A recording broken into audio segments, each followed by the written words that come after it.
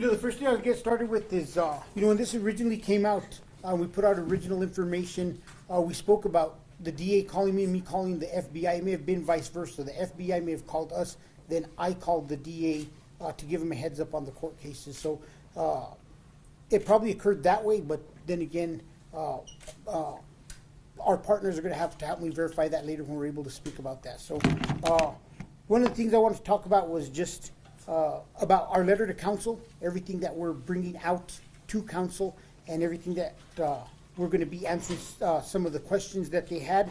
But first I want to start with a little bit about talking about, we've worked hard over the past few years that I've been chief to build community trust and to be transparent and focus on crime fighting while reforming the department. As a result, we are in a position to expose a huge internal case for the Albuquerque Police Department and hopefully get the resolution that we're hoping for. And make sure that anybody who's been accused, that we have solid cases both on the administrative side and on the criminal side. As chief, I've worked hard to build relationships with the community, and many times we have to stand up here and take responsibility and ensure that we make corrections in the future. I'm asking the community to bank on the trust that we've built over the past several years and give us time.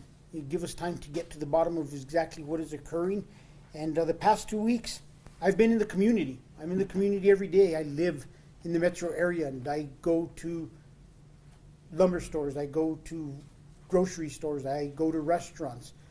Over the past 2 weeks, I've been stopped more than I've ever been stopped.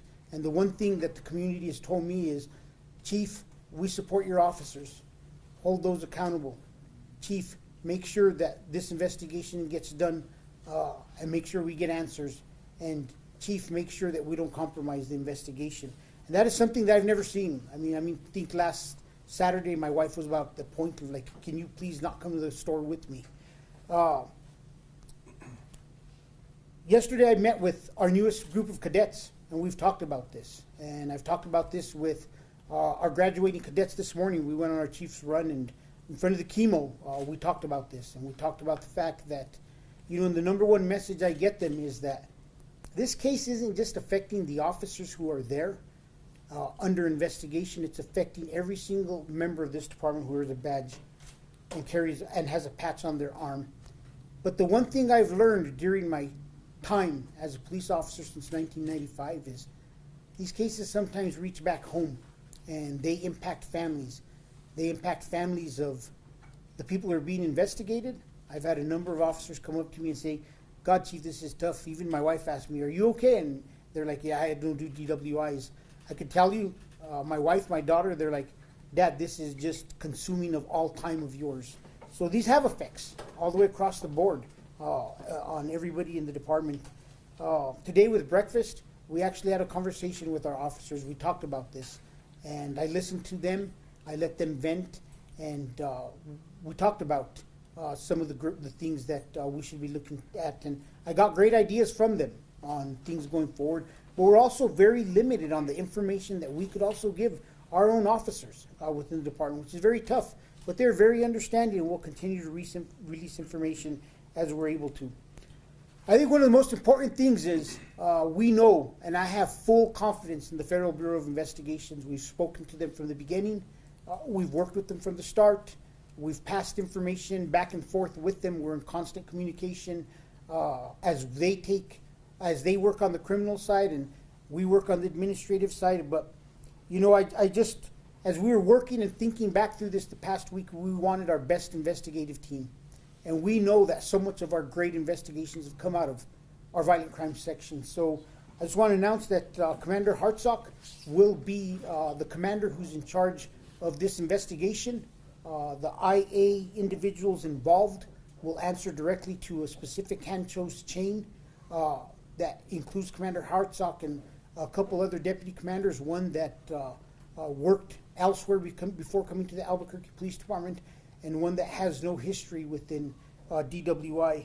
I also assigned Kyle Hartsock to be in charge of all aspects on the administrative, and anything he finds criminally, he will pass over to the Federal Bureau of Investigations, and they've already been in communications. wanted to talk a little bit like the big question. We got a lot of questions from City Council. Everybody saw the letter that they sent out, and there's a lot of questions that are referenced to timelines and DWI cases. And I really want to emphasize that as we go through this timeline, and you're going to see in the letter, you're going to see where we are today. And where we are today is a testament to the work that we've been working on and completing. And this goes back to sometimes we got to fix systems, and you've heard me say that for 2 years. And I want to thank Josh in the back, Boone from the DA's office, because one of the big fixes to this was actually as a result of a conversation that one of the former members, Chuck Barth, who passed away from the DA's office, came to me and approached me with a project that the DA's office wanted to start, and that project was instrumental in the numbers that you're going to see to this date and in the changes that have already started within the system. So we're going to start with the timeline. And, you know, one of the biggest things that changed and was pretrial interviews. In March of 2022, some changes were made for Metro Court and DWI cases by the Supreme Court. We had approached the Supreme Court, myself, Mayor Keller, and we talked to them about our concerns about preliminary hearings and the shortage of officers and officers getting stuck in court. To their credit, they came back. They did a wonderful job, and they made some changes, and it reduced the amount of times that a pretrial interview would be necessary. If we could go to, the next slide. Here's kind of the timeline. In 2015, 21% of APD cases were dismissed with DWIs, 375. And the number one thing to remember about this is not Chief Medina and Albuquerque Police Department's data. This is information that's been passed to us from the District Attorney's Office and the courts. So in 2016, 1,339 DWI cases, 20% were dismissed, 268. This really started to rise. In 2017, 40% of our cases were now being dismissed. In 2018, 40% again, cases being dismissed. In 2019, this went up to 43. In 2020, we saw a reduction, as we think we would see with COVID and everything that the courts are going through, and we made adjustments to the new system. In 2021, the cases were down slightly to 37%. If you go back one slide for me. If you look, earlier when I spoke about changes to the pretrial process, there was a grant from the Transportation Department, and are working with the DA's office to make some changes that helped us. In 2019, as part of the DOJ settlement agreement, changes were made so that IA would enter all missed court notices. It doesn't mean IA will investigate them, that they're being now tracked through IA, and that we would get this in the system to make sure that they were all accounted for. We go through in 2022, we had 19% of the cases dismissed. And that's a combination of a lot of things that we're talking about: fixing the system, changes in different processes, changes in how these cases are viewed. We had 75 IA cases, 56 sustained. In 2023, we had 4 IA cases with all 4 sustained. And in 2024, I think that number is moving up. We currently already have 7 open investigations. Of course, we don't have findings. And that's one of the important things, is that we are communicating with our partners. We have built a strong relationship with the District Attorney's Office, and we're looking to see how can we improve where our court notices were. We know that we got a bulk of court notices, missed court notices in October of 2022, and then we're looking to see where is there a disconnect in the system that we're unable. I can't say it's on either side. We just know that we don't have those cases making it to IA, and that is what we're looking into and we're working to resolve. It looks like we've already made progress. We've gotten a number more in 2024, but that's kind of where we stand right now. You know, in closing, I want to thank our federal partners, the FBI, the U.S. Attorney's Office, for their help in this investigation. We have a strong relationship with them. I want to thank U.S. Attorney Alex Ubaez for the letter of support, just kind of reminding everybody we're working with them and that I am limited in what I could say. But everybody who's in here who's been part and has followed a federal investigation knows federal investigations are kept very close, tight, and they're very quiet about them, and they release information when they're ready. And that's how that's going to be with this case. This is a federal investigation. We understand that as a police department, we need to give information to the public, and we're doing our very best job to release information on the investigation when we're able to. And our close relationship with the U.S. Attorney has enabled us to continue to release more and more information. We will be as transparent as possible. As you go through and you see that we provided a lot of details to council in terms of processes, changes, timelines, but there are a lot of next steps, and unfortunately a lot of those next steps are things that we have to wait to finish getting the key information and make sure. But as we find problems that immediately need addressing, we've been able to be very successful in working with the U.S. Attorney's Office to get that information out and start working with the proper partners to make sure that we start making some changes wherever we need to. Kyle?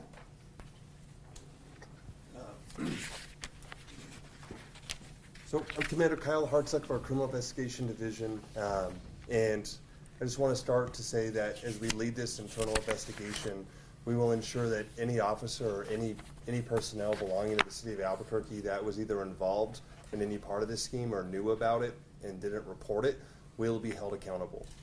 I have nearly daily calls with our federal partners to ensure that appropriate information is passed on. As Chief pointed out, if criminal allegations come up that we believe are new, we will pass that on, but that our goals are different. While they're doing a criminal investigation that could result in charges, our goals are to find out how this happened, who's involved, and make sure that it is held accountable and that it doesn't happen again. We'll be as transparent as we can, but within an internal investigation, please be patient and understand that releasing any details can affect witnesses or other evidence that we're still trying to get, and we are at a very early stage of this investigation. That being said, I won't be able to take too many questions, but I appreciate your support. You know, and Commander Hartsock they have begun the process of an administrative investigation. There has been target letters that we stated last week sent to some of the original officers in this. They are getting further information, and they have had a number of other interviews with witnesses, and they'll continue to work forward and work on the case and see what they could come out with. As we're able to, we will release more information, but like I stated, we're unable to. I wanted to make sure that I didn't just answer this question for that all of the public got answers to questions that we've had recently. I think that was the goal of questions, to make sure the public had them, and that's why we put this packet together. I know did we give them the letter? Mm-hmm. You all have the letter that we've sent to City Council, and about 5 minutes before everybody walked in here, did we email that out, Mike? Yes. That was emailed out to every employee of the Albuquerque Police Department, so they know where we stand as a police department. So, if you didn't get it, the press release, the letter, and the timeline are all on that back table, and we'll email them as well. One more thing I'll say is, I just caution everybody. I caution everybody here today to let us release information. I see a lot of stories. I see a lot of different things out there, and I cringe because I see at times things are not always going in a great direction in stories, and it's just it's not exactly what's occurring. So stand by with us, work with us, be patient, and we will continue to release information. I just want to point out one other thing. So in the 2023, last year, we did not receive any notifications, correct? We got some recently related to 2023, but we didn't get missed court notices during that year. That's what we're trying to figure out, why that occurred. Questions? Yes. So, thank you for all this. I know last week, during the press conference, you stated that you just got access to the court system 2 weeks prior to that, right? Yes. Of missed notices of officers not showing up. We did get in contact with Metro Court. They told us it's not their responsibility. They also say that it's public record. They also say that they just got a request from local law enforcement asking them to put a system in place as a courtesy. What do you have to say about that? I don't think, no offense, I don't think you guys, that's like the right path of what's going. I don't know if you're aware, there's a 2014 report, and there's some other reports where committees that were brought together, and I think Elise, you covered this.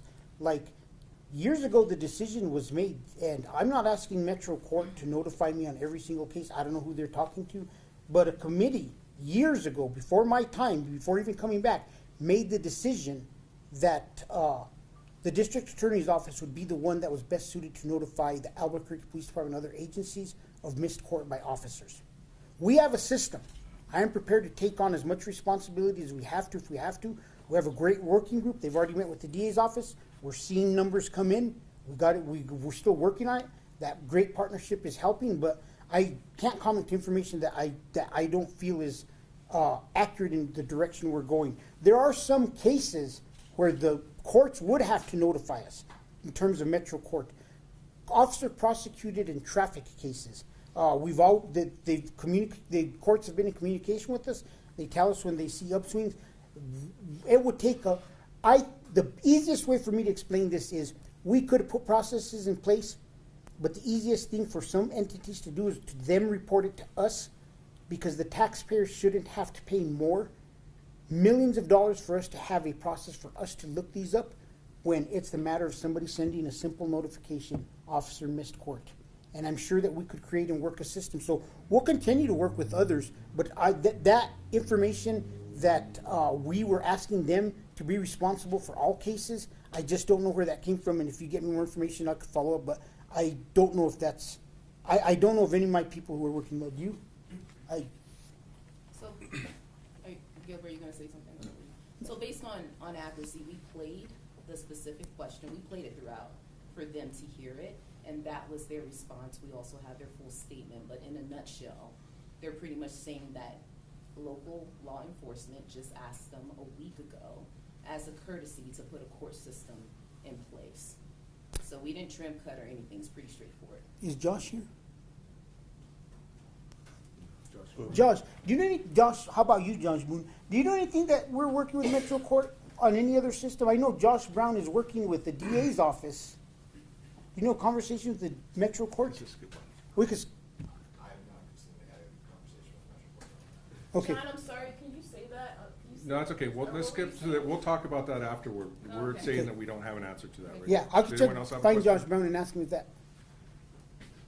Last week, you also mentioned there really wasn't a streamlined approach, right, to the missed court notice process. So kind of along the same lines, prior to finding out about this alleged scheme, we'll call it, what was the process? Talk me through an officer misses court, what happened? There's not just one process, because you got to remember there's different cases within the system. And like I just explained, there's traffic violations. Okay, so a DWI case. A An DWI officer case. doesn't show up for a DWI case. Yes. What is the process of somebody within the department getting notified? We rely on being notified by the district. If they didn't show up to court, we rely on being notified by the district attorney's office. And that's And one that of those comes- missed court notices? This one of those missed court notices that go to the Albuquerque Police Department. And to who does it go? And it goes to court services. Okay, and is that fully staffed? Is there somebody? Court services does have a supervisor who goes through them. And the supervisor is the one advising us that we haven't been receiving, that there's limited court notices that we've gotten. So Court are you saying services- that this is on the DA's office No, then? we're not saying that, because we still are early in this investigation and we have to check and see. I cannot point fingers at the DA's office right now, because we have to make sure, like, this is very early, and this is where it's very difficult. We're still in the investigation to see. I can't sit here and say they didn't get to us. We need to do an investigation to make sure and see what is occurring. But if you're saying it's their responsibility to generate that notice and let you know, We're getting and you're into not getting too those. much detail of the direction we're still going with our investigation. Let us, go ahead. Let me just clarify too, so the court services, we had that existed before, and I wanna say in 2021, it was a sworn officer that led that, correct? In 2021, we mixed it with the SHIELD unit, which we created to help with discovery and that sort of thing. So that's all, and then we have a civilian in charge of that. So she's the one who gets information from the district attorney's office on a number of things, but including missed court. And at some point, those notices stop coming in. That's what we're looking into. So that's just, when did these notices stop coming in? Our last batch that we're finding in our system is September of 2022. September of 2022, We you received stopped 70, receiving. we believe we received, I think, don't quote me on this, but I think they told me 78 missed court notices were received at that time. But prior to that, you were receiving notices. How did you not notice then or pay? No, this has been a constant struggle. When I was back as a deputy chief, I approached the DA's office and I asked them for our missed court notices. So we have had to work at getting our court notices over, and that's part of the investigation. We'll have to look to see what individuals knew and what was occurring. So there could be somebody within the department, your department, that was withholding these, or? We don't know that. We're looking into all the possibilities, and I'm going to leave it at that. Okay. Yes, Elise. So with the notices when they were working, is that just if the case gets dismissed because an officer failed to appear, or is that any time an officer failed to appear for a hearing? Which notices? The court, the From ones. DA's office. That's generally they fail to appear in a, and it's changed over time. That's generally they fail to appear at a hearing itself. Okay, not Generally, an interview. before that, it was untrackable. It was very problematic tracking with the pretrial interviews, and that's why the DA's office worked so well with us to fix that. Okay. Or like if, discovery wasn't turned over, if the lapel camera didn't make it to the state, would that generate any kind of notice from the DA's office? Generally, no. I think that's something we should add to the list, though. Yes, ma'am. So with these IAs, I feel like this is the first we're hearing about these IAs related to these. When it says sustained, what does that mean? Was That someone means that they did disciplined? violate policy and there was some sort of discipline. Okay. They're Well, it fighting. looks like there was quite a few. If you went back the other slide, it looked like more than 100 that have been sustained, or there was a lot of them. And are any of those involving these? We haven't got to that point where we're filtering through it. I could tell you that I have looked at some IA histories of individuals, and I'm not seeing a great pattern of sustained violations of this court. And these were happening all along. This isn't like this scheme comes up and all of a sudden you were going back and looking. These IA investigations that were being opened and sustained were happening all these years. These ones were already over and done with. There's That's what I no mean, way and the we could get them. previous slide Yes. was the same. Like they were being done Yes, before. they were the whole being time. done before. Well, That's since- why this one says 7 open, because since this is broke out, we haven't even had a chance to finish those cases. So when you have more than 100 sustained IAs about missed court dates, how does that not raise a red flag over the past several years?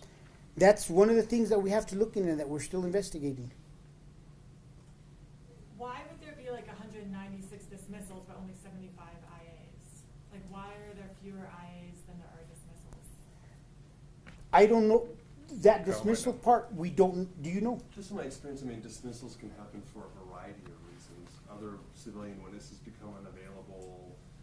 Other things occur in court cases outside of just an officer FTA. And so you should generally always see that number lower than the overall dismissals. Okay, so the dismissals is not dismissals because of an FTA. The dismissals are all of the dismissals. Yes. Okay, got it. Based off of what you know now, should there have been more IA investigations over the last several years? This is what's very difficult. Look, we have 35 dismissals. And I know what Matt said earlier, shouldn't raise a red flag. We know changes were reducing dismissals. That's a way lower number of dismissals than that. So it's easy to say, even if we opened an IA on every single dismissal we have, at the most, this should have been 35. Yes. Natasha, KKOB. So you started this with chatting about the community support. Thank you for sharing that feedback. What about those who ask you to step down as a result of this issue? The Albuquerque Police Department has made great strides over the past several years. We will continue to work for the community. We will continue to improve, whether it's fighting crime or if we need to move forward with reform efforts. So we will continue to do business as we are with the Albuquerque Police Department. at this point. Can you give an update on the DWI unit and what happened to it, where it stands right now? They have been shifted to different field units, and they're responding for DWI calls from those field units. And I got some numbers earlier this week. I just don't remember what they are, but they did have a number of DWI arrests last week. Yes. Whose responsibility is it to notify you when an officer doesn't show up to court? I think if you're talking about a DWI case, in general, we rely on our prosecutors to notify us about a DWI case. So the DA's office? At this point in time, that's what we're looking into. We're looking to research to see what has happened to our missed court notices. I can't blame the DA's office because, like I said, from point A to point B, there's a lot of things that could happen, and that is part of our investigation. Can you expand on that? No, I won't expand on that. Okay.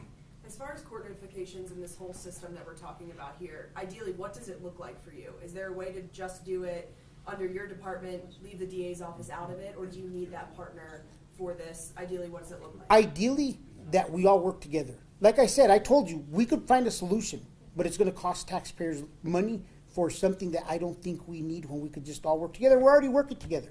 We're working together to increase the amount of missed court notices and that we have a better system. I mean, we're already seeing results of our working together. So we'll continue to work together and ensure that we also respect tax dollars and we are most efficient as possible. The point A to point B, there's only two parties involved in that. It's Albuquerque Police and it's the DA's office, correct? Just want Yep. to clarify. Okay. And then another, and I'm hoping I'm asking a question that my friend here answered in her reporting, but was there ever a notification process for the pretrial interview being missed? Is there one now or was there one before? I honestly couldn't answer that. There should have been, but I could tell you from my days back in the days that I don't know. I'd have to look into that. We could get back to you on that. But there's no pretrial interviews on these cases anymore. Yes. And that's one of the big factors, is there's no longer pretrial interviews for But I mean, I was talking DWI. about Prior, the previous- I was talking about the previous- I'd have to look into that, how that process went. I would suspect that it wasn't a very effective process, because we did make changes thanks to the DA's office in 2020, and we could see the instant impact of those changes and the Supreme Court change that has reduced this to the number that you see for 2023. Can I just clarify a couple things Yes. too on that? So there's also the issue of, in the former pretrial interview process was heavily dependent on the defense attorneys. And sometimes, it didn't involve directly the district attorney's office. So I had officers interacting directly with the defense attorney. So that was potentially one problem that doesn't exist anymore. On the previous slide, I think in 2019, we talked about doing these IA investigations. So that was a broader thing under the CASA where all misconduct is reported through our blue team system and it's logged and all of that. So because of that, all of that's there now. So that's another kind of maybe loophole that maybe exists before as these things work through the system. Now it exists and it's plausible that we're seeing fewer missed court or missed hearings because of that. Was there ever a system in place when APD was being notified by the DA's office or the courts that officers weren't showing up? Obviously, you saw we used to get a lot more missed court notices before. So, yeah, there was a system in place. And you're telling us you're working on figuring out why that stopped? We're not going to get into details, but yes, we are working to figure out why we weren't getting as many notifications or where our notifications are going. Now look at it. I'm not pointing fingers anywhere. We just don't know. Do you want to mention the MVD process too? Yeah, We're looking at MVD. we're looking also at the MVD process to automate it also because we have gotten information that there's several MVD notifications were coming in it's one way, and we need to really divide and make sure that we single out a missed court and an update on what happened to a case itself. Yes, ma'am. I'm getting in the weeds here, but on the sustained, what is the usual, if something, a missed hearing is sustained, what would be the discipline for that? Is there like a strike 3 situation where it's like you missed a few, was there kind of? It follows our chart of sanctions, and I think is it a 6 or 7? It's a 6. So typically it's on face value, it's a letter of reprimand. But the due process allows for PDH, Superintendent Eric Garcia and his group on the IA side are responsible for that. And just a reminder to everybody, like I hope everybody remembers, Chief Medina does not impose discipline. Discipline goes through the Superintendent of Police Reform's office, and all internal investigations go through the Superintendent of Police Reform's office. They typically will have a PDH with this individual, and they will determine if there's aggravating or mitigating circumstances. So a mitigating circumstance could lower the discipline, and an aggravating could raise it. And our chart of sanctions on a second discipline would move that 6 automatically to a 7, and a 7 to a 5.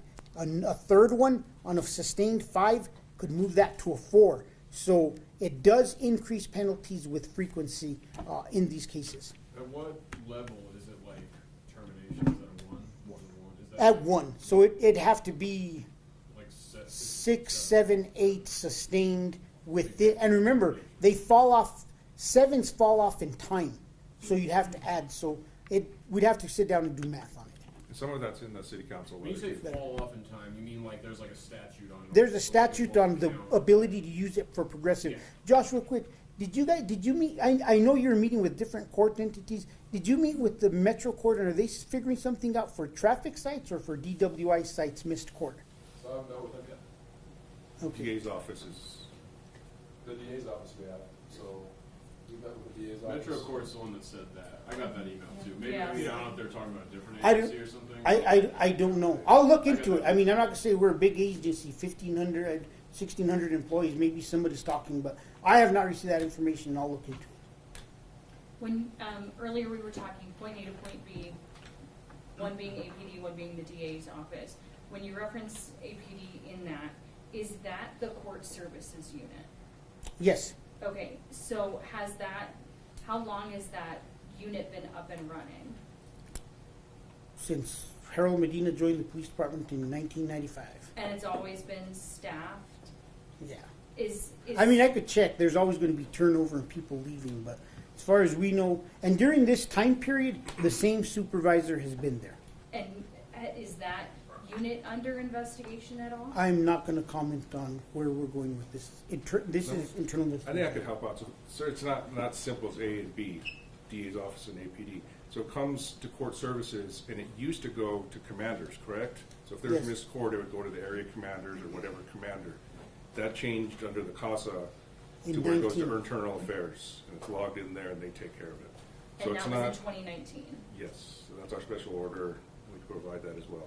But that was for overall discipline, not just DWIs or missed court. So is it possible then that prior to 2019, this was able to happen because commanders weren't bringing the notices where they were supposed to? I'm not going to hypothetically answer. Like, there's a lot of hypotheticals in there. We'll look through this, and we're going to evaluate, and we're going to look. We have a better process now. Yes. Yes, Nick. So on this IA team that's looking into it, will you exclude anybody that has previously served in the DWIs? For the team, Yes. I already built the team, and I think I was very clear that I built the team without people who served in DWI. Yes. Chief, do you plan on attending the city council meeting on Monday?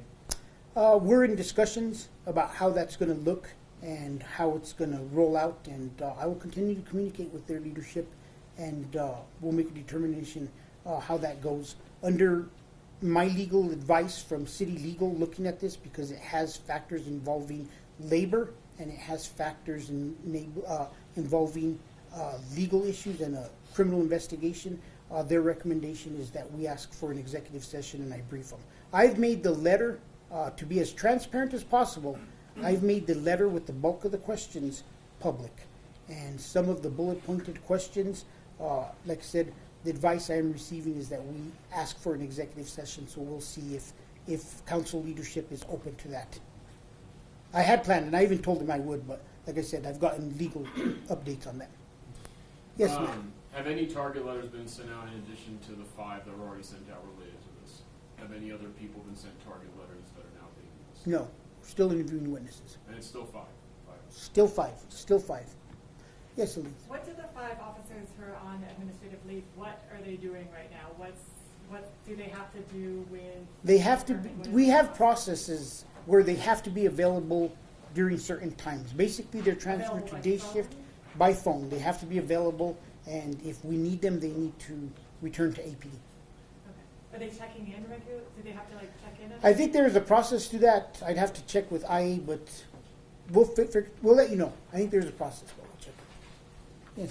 At the end of the day, what this involves, right, is following through on cases, holding people accountable. The fact that this scheme, as you said, may have gone back a decade, people got away with this. What's your feelings towards, do you feel duped? Do you feel like you could have done more? I will tell you this, as somebody who worked DWI cases in the course of their career and had hundreds, if not thousands of cases go through Metro Court, I want to thank Josh Boone in the back. Because in 2020, he made a change to this process, and you're seeing the impact and the reduction in the dismissed cases by the Albuquerque Police Department. This has been a defense attorney's game for the 25 years I've been here. You could look, and every officer will tell you, and I met them this morning, continuance, continuance, continuance, till an officer misses and the case is dismissed. That is a symptom of something that I have said from the very beginning, and at the very beginning of this I said, we met with Supreme Court Justice, myself and Mayor Keller, because we were concerned about the amount of time officers on preliminary hearings were spending in court, and that we needed our officers on the street. They, to their credit, they came back with that Supreme Court ruling which freed up officers like you would not believe. This is symptoms of a system that needs to be fixed. The number one thing, and this morning I had breakfast with officers, and one officer brought this up, and I was like, man, that officer is brilliant. Systems that struggle, systems that have loopholes, are really open to corruption. And I absolutely am going to continue to use that statement, and I thank that officer, because it's so true. It couldn't magnify it anymore. But like I said, it's unfortunate that in today, 2024, myself, Mr. Boone, Josh, all of us, we're dealing with stuff that we anticipate started decades ago. And we've done a lot of things that have got us to this point. But we will continue to dig and look and leave no stone unturned to make sure that we get to the bottom of this. 2 more. Go ahead, Elise. Then I'll go to you. So I know with the IA, you said they have to check in. Have they been checking in? Has APD been in contact with all 5 of the officers? I have to check. I get like I said, the discipline part happens on Eric's side. He gives me updates. I haven't asked that specific question or what's going on. So I know some of them may be communicating through us through their attorneys and stuff. So we'll get you some information. I have one more question on Yes. IA stuff. If they resign, if they end up getting charged, does the internal investigation continue? And if so, why? Or why? I intend to fully work these internal affair cases, and in the past, I've made sure that we work cases till they're closed, whether the person here or not, because we want to make sure that we get all the information we can, and sometimes it could expose others or bring us additional information. Hey, just a quick question. I think it was valid what our colleague said, because I wanted to ask that as well.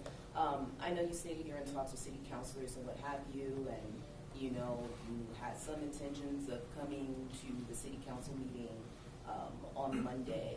But one of the questions, I know you stated you asked them in bulk, but still, city councilors as well, what do you have to say to them questioning your position as chief regarding the public having faith in you at this point, in the way that this was handled? Let's say if this didn't come out at all, did you have any intent to just bring it to the public without, messing up the investigation or whatever the case may be, tampering with the investigation, certain details that cannot be out? I don't understand your question. So is the question What do you the have to, original investigation? It's a triple question. So Okay, let's ask one at a time. All right, that's cool. What do you have to say? Because city councilors, in that letter, they're questioning your position as chief, as far as the public having faith in you. What do you have to say about that? The Albuquerque Police Department has made great strides.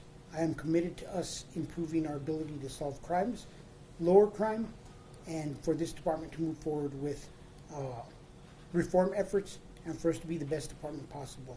And I'll leave it at that. Okay, and then the last question, because I felt like it was a triple one or whatever, that's cool.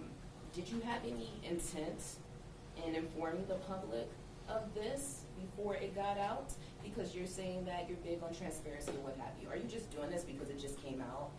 It came out, The, you know? the DWI case. Everything, the investigation. Did you Oh, have any without a intent? doubt, I was not gonna mention that, and get this very clear. Like, I want everybody to hear this very clear.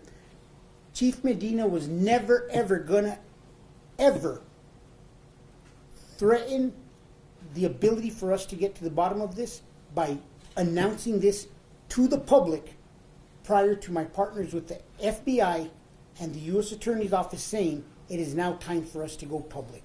When the time is right, we said we would go public, and I will stick to that. I kept this very tight to my chest. Myself and a handful of staff at APD knew about this, and we were not going to let this investigation get out until we felt we had to. But people weren't really asking the details of the investigation, obviously, because it's under federal investigation. But I mean, in terms of just being transparent, did you have any plans of just saying, like, hey, our DWI unit XYZ, this is what we're No. doing, but we can't release, just like you guys are doing now, we can't release details now. Before the search warrants of FBI? Just in general, like, did you have any No, intent? no, we didn't even think about that. And I think everybody else here in this room can see that. Before the FBI initiated their search warrants, it is very unfeasible for us to say that out of an abundance. You know what?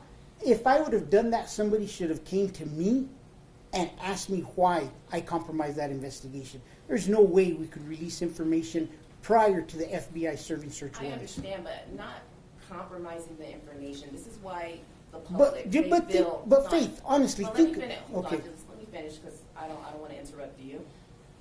Regarding that question that counselors are asking, how can the public have faith in you? I don't think anyone is asking you to reveal the whole investigation, details, whatever the case may be. But as far as the public losing some sort of trust, some sort of faith in you, they felt blindsided. They felt like, okay, you could have at least told us our DWI unit is under investigation, and we have more details. We'll release it because this is what you're doing now, right? That you feel like your back is up I against got the this. wall. I got this. You know what? To the citizens of Albuquerque, Chief Medina is telling you one thing. If I would have divulged to the public that the DWI unit was under investigation, every DWI officer with any common sense that was doing something wrong would have ceased what they were doing wrong, and it would have compromised our investigation. And we will not ever compromise an investigation to tell the public we have a secret investigation occurring. Thank you.